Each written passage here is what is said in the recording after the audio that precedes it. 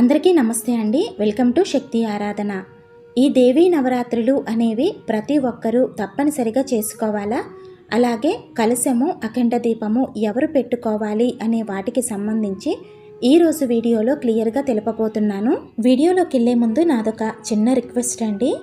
Video మొత్తం చూశాక video మీకు నచ్చినట్లయితే వీడియోని లైక్ చేయటం మర్చిపోకండి.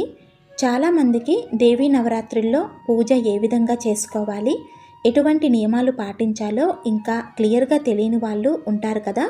సో వాళ్ళందరికీ కూడా ఈ వీడియో రీచ్ అవుతుందండి. మీరు చేసే లైక్ని బట్టి వీడియో సజెషన్ అనేది ఎక్కువగా వెళ్తుంది. కాబట్టి ఇది నా రిక్వెస్ట్ అండి. వీడియో నచ్చితే తప్పకుండా వీడియోని లైక్ చేయండి. ఈ దేవీ నవరాత్రులను ప్రతి ఒక్కరూ కూడా చక్కగా చేసుకోవచ్చండి. చక్కటి శక్తిని, సంపదను కలగచేసేటువంటివే ఈ దేవీ నవరాత్రులు. ఇక అఖండ దీపం విషయానికి వస్తే మీకు అవకాశం ఉంటేనే పెట్టండి. ఎందుకంటే అఖండ దీపం పెట్టిన తరువాత ఇంటికి ఎవరో ఒకరు కాపలా ఉండాలి ఖచ్చితంగా, ఆ జ్యోతి గణనం అవ్వకుండా చూడటానికి. అందుకే అఖండ దీపం ఉన్న ఇంటికి తాళం వేయకూడదు అంటారండి. నూనె చూసుకోవాలి, ఒత్తి చూసుకోవాలి. ఇవన్నీ కూడా మీకు వెసులుబాటు అవుతాయి అనుకుంటే మాత్రమే ఈ నవరాత్రుల్లో అఖండ దీపాన్ని ఏర్పాటు చేసుకోండి. అంతేకాని అఖండ దీపం పెట్టి మధ్యలో ఏదో అయ్యి జ్యోతి గణనం అయ్యి మీకు అలవాటు లేక ఇవన్నీ వద్దండి. మీకు అలవాటు ఉంటేనే అఖండ దీపం పెట్టుకోండి. నవరాత్రులలో అఖండ దీపమే పెట్టాలని ఏమీ లేదండి. అలవాటు ఉంటే మాత్రం చక్కగా ఏర్పాటు చేసుకొని నవరాత్రుల 9 రోజులు అమ్మవారికి పూజ చేసుకోండి. ఒకవేళ పొరపాటున ఈ అఖండ దీపము మధ్యలో ఏదైనా గణనం అయినా భయపడాల్సిన అవసరమేమీ లేదండి. ఒక్కొక్కసారి గాలి ఎక్కువగా వీచటం వలన కూడా ఇలా జరుగుతుంది. మళ్ళీ తలస్నానం చేసి అమ్మవారికి క్షమాపణ చెప్పుకొని ఆ నూనె తీసి బయట పారబోసి మళ్ళీ కొత్తగా అఖండాన్ని వెలిగించుకొని అప్పటి నుంచైనా శ్రద్ధగా చూసుకోండి. అందుకే మీరు శ్రద్ధగా చూసుకోగలము అనుకుంటేనే అఖండ జ్యోతిని వెలిగించండి. నవరాత్రులలో ఖచ్చితం ఏమీ లేదండి అఖండ దీపం. మీకు అన్ని విధాల వెసులుబాటు ఉంటేనే అఖండ దీపం పెట్టుకోండి. నవరాత్రులలో తప్పకుండా అఖండ దీపము పెట్టుకుంటాము అనుకునే వాళ్ళు కొన్ని నియమాలను తప్పకుండా పాటించి తీరాలండి. ముఖ్యంగా పీరియడ్స్ ఆటంకం అయిపోయింది అనుకున్న వాళ్ళు ఎటువంటి భయము లేకుండా కలశము అఖండ దీపము పెట్టుకోండి. ఒకవేళ కరెక్ట్ టైంకి కాకుండా కొంతమందికి సడన్గా పీరియడ్స్ టైంకి ముందు కానీ వెనక కానీ వస్తూ ఉంటాయి. ఈ నవరాత్రుల టైంలో రావచ్చు అనే సందేహము ఉంటే మాత్రం అస్సలు పెట్టుకోవద్దండి. ఒకవేళ మీకు నవరాత్రుల స్టార్టింగ్ టైంలో ఆటంకం ఉంటే నవరాత్రుల చివరి 3 రోజులు కానీ 5 రోజులు కానీ పెట్టుకోవచ్చు.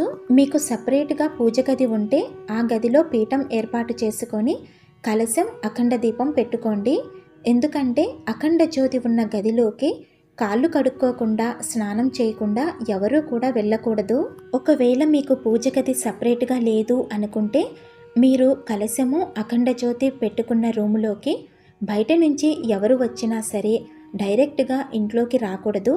వాళ్ళు కాళ్ళు కడుక్కొని వచ్చేలా చూసుకోండి. అయితే ముఖ్యంగా పాటించవలసిన నియమాలు ఏంటంటే కలశము అఖండ దీపము పెట్టుకొని పూజ చేసేవారు ప్రతిరోజు తప్పకుండా తలస్నానం చేయాలండి.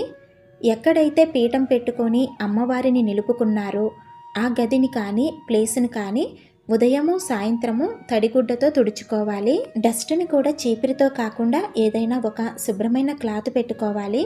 ఈ నవరాత్రుల 9 రోజులు కూడా అమ్మవారిని పెట్టిన రూము తుడుచుకోవటానికి ఆ క్లాత్తోనే డస్ట్ తుడుచుకొని తరువాత తడిగుడ్డతో తుడుచుకోవాలి. అలాగే మంచం మీద కూడా పడుకోకూడదండి, నేల మీదే పడుకోవాలి. నేల మీద కూడా ఉతికిన బెడ్షీట్ కానీ లేదా కొత్త చాప కానీ వేసుకొని దిండు లేకుండా పడుకోవాలి. తప్పకుండా బ్రహ్మచర్యాన్ని పాటించాలి. మనసులోకి ఎటువంటి చెడు ఆలోచనలను రానివ్వకూడదు. మన మనసు అంత నిష్టగా అంత నిర్మలంగా ఉండాలి. ఈ నవరాత్రుల్లో ఎటువంటి మాంసాహారాన్ని ఇంటి లోపలికి తీసుకురాకూడదండి. గుడ్లు కూడా తీసుకురాకూడదు. రజోగుణాన్ని కలిగించే ఉల్లి వెల్లుల్లి కూడా తినకూడదు. అలాగే అసత్యం ఆడకూడదు. ఎవరి మీద కోపం చూపకూడదండి. చాలా శాంతంగా ఉండాలి. ప్రతి ఒక్కరిని కూడా ఆ అమ్మవారి స్వరూపంగా భావించాలి. స్నానం చేయకుండా పీఠం దరిదాపులకు కూడా వెళ్ళకూడదు. ఉదయం సాయంత్రం 2 పూటలా పూజ చేసుకోవాలి. ఉదయం పూజ చేసుకొని నైవేద్యంగా పండ్లు సమర్పించినా సరే, సాయంత్రం మాత్రం అమ్మవారికి పూజ చేసుకొని నైవేద్యంగా వండిన పదార్థాన్ని సమర్పించాలి. ఏకభుక్తం చాలా శ్రేష్టమండి. ఉపవాసాలు ఉండలేని వారు మాత్రం ఉండవలసిన పని లేదు. ఒక పూట భోజనం అయితే చెయ్యవచ్చు.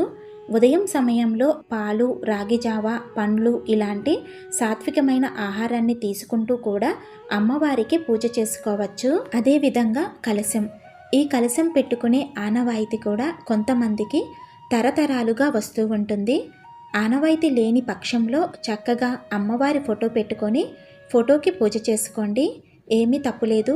లేదంటే చక్కగా పసుపుతో గౌరీదేవిని చేసుకొని ఈ 9 రోజులు కూడా గౌరీదేవికి అర్చన చేసుకొని పూజ చేసుకోండి.